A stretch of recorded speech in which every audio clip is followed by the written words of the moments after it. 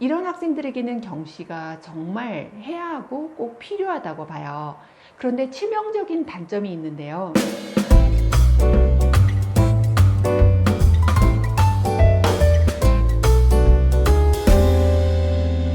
안녕하세요, 드림맘입니다.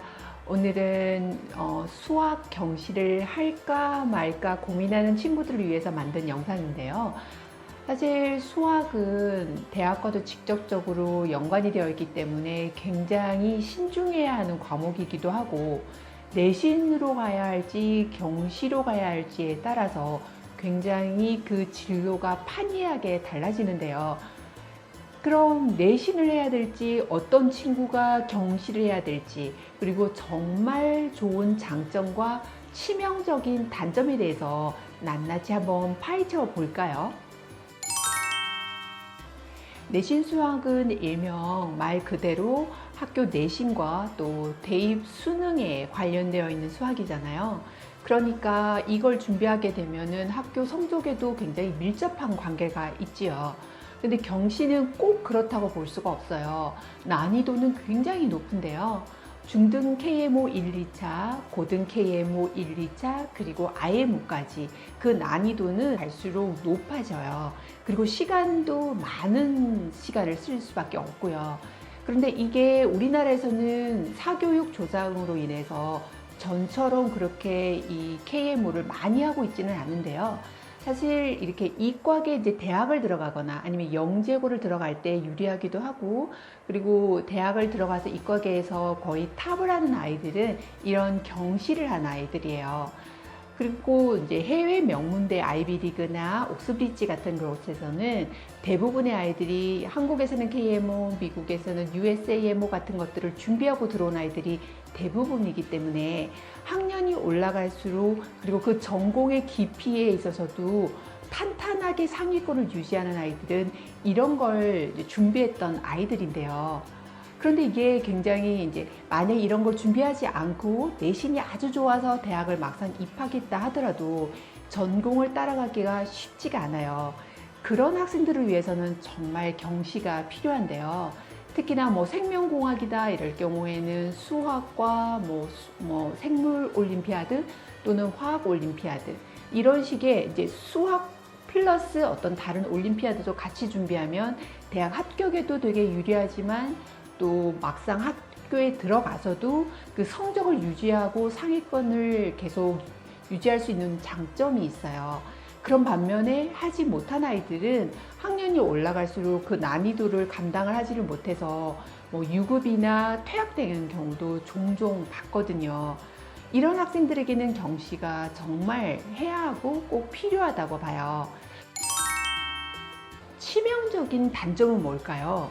여기에 이제 쏟아붓는 시간이 너무 많아지게 되면 학교 내신에 많은 지장을 주는 아이도 있더라고요.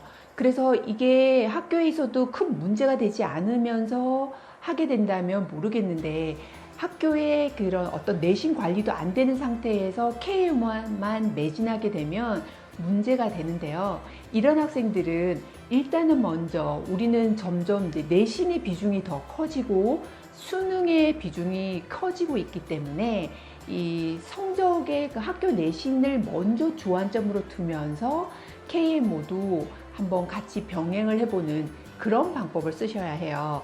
근데 이제 KMO를 하다 보면 또한 굉장히 깊이 있게 생각하고 한 문제를 가지고 며칠 또는 뭐 일주일이고 이렇게 고민하는 문제들이 있다 보니까 학교에 있는 수학이 만만해 보이고 너무 쉬워 보여서 오히려 그걸 공부를 등한시하게 되고 실수를 하는 경우들도 종종 생겨요.